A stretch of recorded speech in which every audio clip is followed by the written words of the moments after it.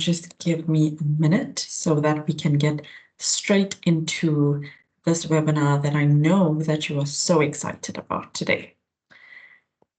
So, the 2026 South African budget speech is out, and instead of headlines and hype, I am giving you the real breakdown. I'm going to be telling you what's changed, what stayed the same, and what you should do right now as a taxpayer, as a professional, and as a business owner. So let's go. The key theme that Treasury pushed out is that we're at a fiscal turning point, with gross debt expected to peak around 78.9% of GDP, then starting to ease.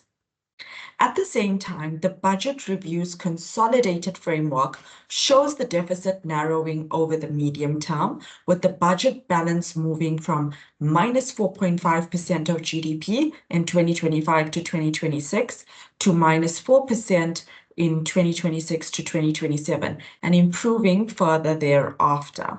So the message is tight controls, fewer shocks, and protect confidence.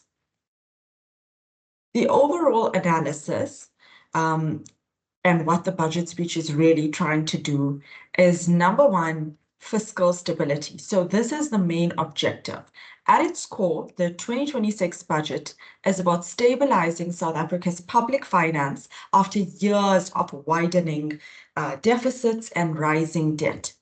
Finance Minister Enoch Gondwane emphasized that South Africa has reached a turning point in managing debt, with gross public debt expected to peak and then start declining in the coming years. Now, this is a major shift from previous budgets that struggled with debt growth. The intended outcomes is to reinforce investor confidence, lower borrowing costs, and future interest burdens, and establish predictability in government revenues and spending. Now, this focus is very deliberate because long-term growth depends on confidence in the country's financial management. Number two is avoiding major new tax burdens. Now, one of the clear signals from this year's budget is the decision to withdraw planned tax increases, including a very controversial 20 billion increase that was initially floated. Now, Treasury explicitly states that it can meet fiscal targets without burdening taxpayers further. Now, why does this matter? Because it protects households' disposable income, which is crucial in a very high inflation, low growth environment. It also softens the pressure on small businesses that are struggling with rising costs. And it was politically necessary, which is a repeated tax hike faced pushback in 2025. Now, tightening government spending and why this matters. One of the biggest strategic shifts in the 2026 budget is not just about the new tax hikes, no, but it is about controlling government spending and being more careful with how departments use existing funds. Now, the first thing is fiscal discipline over increases. So the 2026 budget removes the previously penciled in 20 billion tax increase, as I've mentioned previously, demonstrating that the government is choosing fiscal discipline over loading more tax onto households and businesses instead of new broad-based taxes. The focus is on existing revenues and using that more efficiently. Number two is spending growth is being moderated. Now, while overall government expenditure still increases in nominal terms, the real growth is spending is very modest, meaning departments can't just grow their budgets unchecked. The slow expenditure growth is a form of internal tightening within government departments, where each department has to prioritize what is most critical rather than assuming more funds will be available. So in very simple terms, government is not cutting services, but it is cutting wasteful spending and unnecessary budget expansions. And the third thing is that allocations are more targeted. Instead of allowing automatic annual increases for every department, the budget speech emphasizes targeted allocations to high priority areas like infrastructure, investment reforms, and social grants, while expecting other areas to make savings or operate more efficiently. Now, this kind of trade-offs are a form of budget tightening, and they matter because they directly influence how taxpayer money is used rather than how much is collected. I skipped over a little bit there. So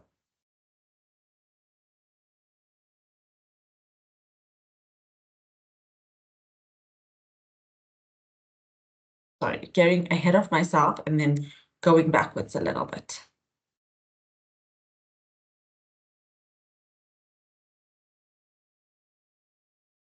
And then the fourth thing in this section is debt costs still eat up a lot of money. Now, a large share of government revenue goes to servicing debt, which means that less is left for departmental programs unless spending is controlled. Now, the fiscal reality forces departments to do more with less and prioritizes core functions rather than expecting new spending funded by new taxes.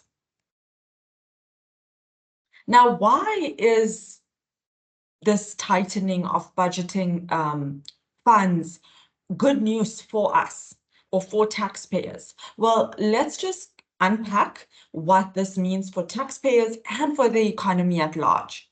Now, households and workers won't face major new hikes this year, which is a relief in the time of rising living costs.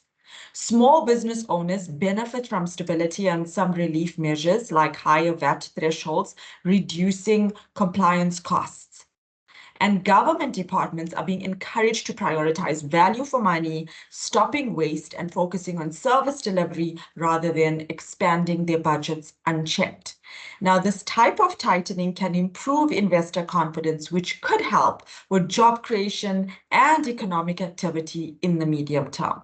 So to wrap up this section, the spending restraint versus the tax burden, rather than saying we will fix the economy by taxing you, the taxpayer, more, the 2026 budget leans towards we have to make government spending count before we ask for more from taxpayers. Now, this approach, prioritizing that spending discipline and relocating existing funds smartly, reflects the government's attempts to support growth without putting additional pressures on ordinary South Africans.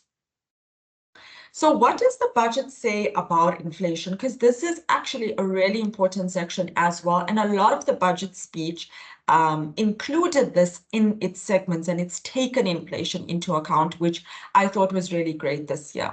So Treasury is projecting that inflation of around 3.4% in 2026, which is not bad at all. And it keeps South Africa firmly within the Reserve Bank's target range.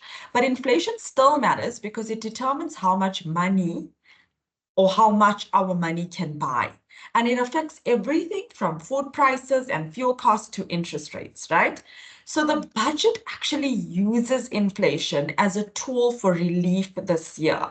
And like I said, this is something that was very impressive, and I really like seeing how the budget incorporated this year. For the first time in 2 years, the personal income tax brackets, rebates, and medical aid credits were fully adjusted for inflation. Now, this means that if your salary increased only because prices went up or inflation costs, right, then you are not going to get taxed more just for that. And this is something called a bracket creep.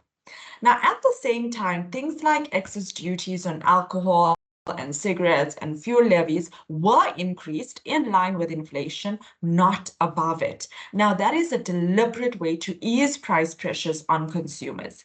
And importantly, very, very importantly, social grants went up slightly above inflation to protect the most vulnerable households. That was something that was also very incredible about this year's budget speech, because remember, inflation is just covering cost of inflation. So to give a social grant that's slightly higher than that means that the money can go a bit forward, especially for vulnerable households.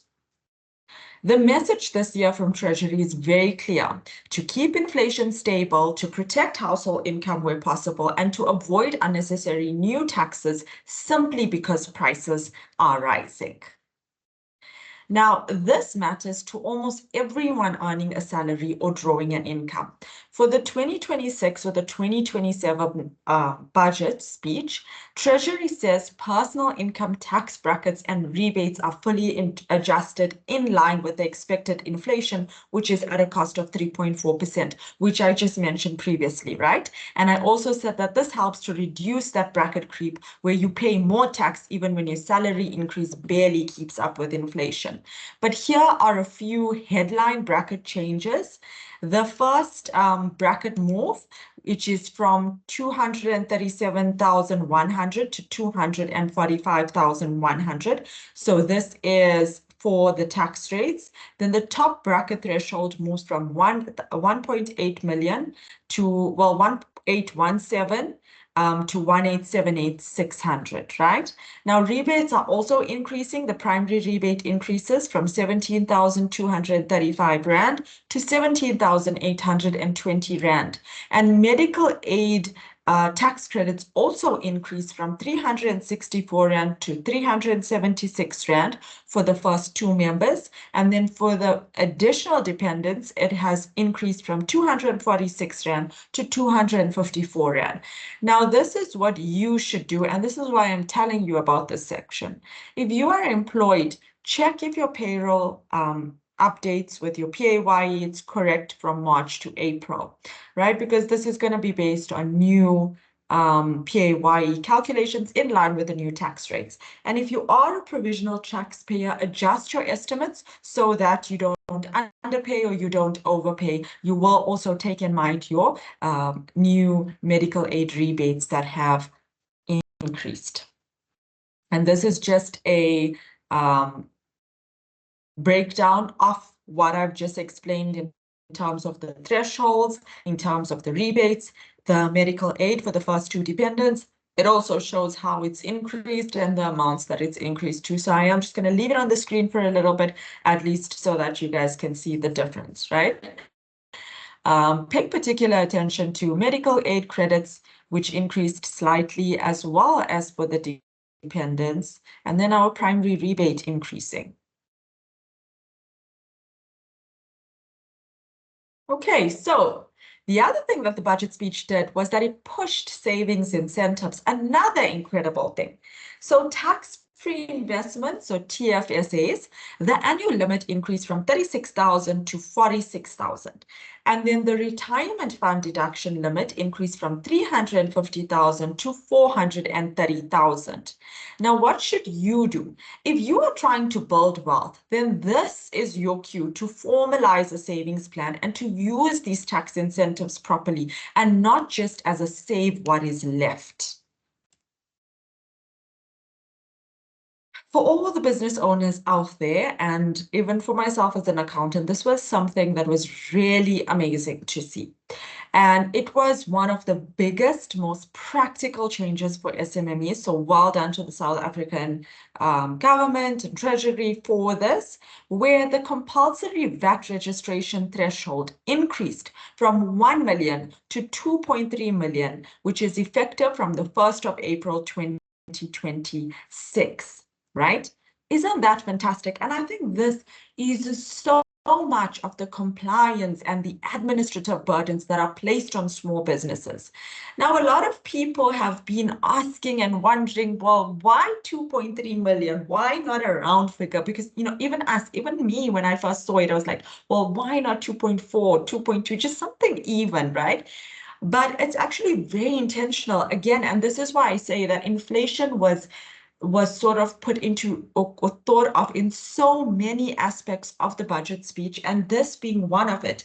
So inflationary adjustment and in the rate, aligning the rate to current times, 2.3 million is actually the what can I say, the correct cost in line with inflation costs. So that is why 2.3 million, right? And I think this is going to help a lot of small business owners. I definitely see that.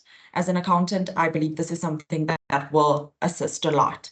The voluntary VAT registration threshold also increased from 50,000 to 120,000. I don't know how I feel about that. I feel like if it stayed at 50,000 Rand, there shouldn't have been a problem with that, because there are a lot of companies that need to register for VAT, and it's just such a difficult process in doing that. And then now when you have to prove that the turnover has increased to 120,000 as a minimum, that is a bit, there's a lot of proving involved. So I do feel like if a business wants to register, why not? If they do want to start paying VAT, why not? And to make the VAT process just a little bit easier, because over the recent years, it has become very much more difficult to register for VAT, right? Then we also have another win for small business owners, which is the turnover tax. The turnover tax annual turnover limit also aligns now to the 2.3 million Rand, in line with VAT. So more small businesses are going to have breathing room, especially those that were forced into VAT administration before they had systems. But here is my warning. Do not treat this as a yay, no VAT sort of situation. Just treat it as, I need clean bookkeeping so that I can continue to grow without having chaos, right? So don't take a laid back approach to it. Continue taking care of your books and continue monitoring it. But this was definitely a win for small business owners. For a long time, I've been saying that there's just so much of administrative burdens and compliance costs placed on small business owners that it makes it so difficult for them to succeed. And this was a very welcomed, pleasant change. Now, you will also see that we have the fuel levy that's increased, as well as the RAF levies, carbon levies. So these are all the things that you can expect, is that transport costs are going to increase, right? There has been a change to that.